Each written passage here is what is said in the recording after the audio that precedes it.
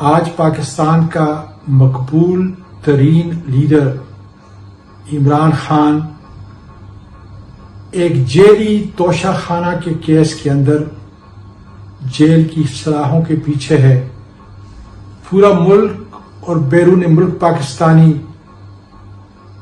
خون کے آنسو بہا رہے ہیں اور اپنے اس ملک کے عدل کے نظام کو دیکھ رہے ہیں، اس لیے کہ اگر ہم ہمایون دلاور جج جس نے اس مقدمے میں ایک جج کی حیثیت سے اپنا رول ادا کیا اور اس کو عدل و انصاف کے اصولوں کے مطابق دیکھیں تو یہ ایک عدالتی تماشا تھا۔ 9 مئی کے بعد اس جج نے عمران خان کو جیل کے اندر جب وہ پہلی مرتبہ گرفتار ہوئے تو فردی جرم عائد کیا، تمام بنیادی حقوق اور اصولوں کو تباہ کیا۔ لیکن خواتین و حضرات، ہمیں مشیت خداوندی پر مکمل یقین ہونا چاہیے، اس لیے کہ میرا اور آپ کا پروردگار یہ فرما رہا ہے کہ تمہیں معلوم نہیں کون سی چیز تمہارے لیے بہتر ہے۔ آج عمران خان ہماری آزادی کی جنگ لڑ رہا ہے، وہ ہماری پہچان ہے، ملک پاکستان کی عزت ہے۔ جبر اور ظلم کے نظام کے سامنے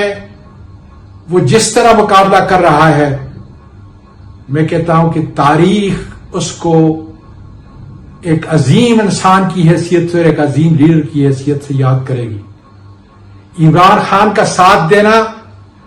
ہمارے ایمان کا حصہ ہے، اس لیے کہ وہ ہمارے اور ہماری اولاد کی جنگ لڑ رہا ہے۔ یاد رکھیں، جب تک اس ملک کے اندر قانون کی حکمرانی نہیں ہوگی اور وہ چند لوگ جو اپنے آپ کو قانون اور آئین سے بالاتر سمجھتے ہیں ان کو قانون کے تابع نہیں رکھا جائے گا، اس وقت تک یہ ملک ترقی نہیں کر سکتا۔ میں پاکستان میں تمام پی ٹی آئی کے ورکرز اور پی ٹی آئی کی ان قیادت کو جو اس وقت جیلوں میں ہیں عقیدت کا سلام پیش کرتا ہوں اور یقین دلاتا ہوں کہ ان کی یہ قربانی ملک پاکستان کے لیے، آنے والی نسلوں کے لیے ایک یادگار تاریخ کی حیثیت سے ہمیشہ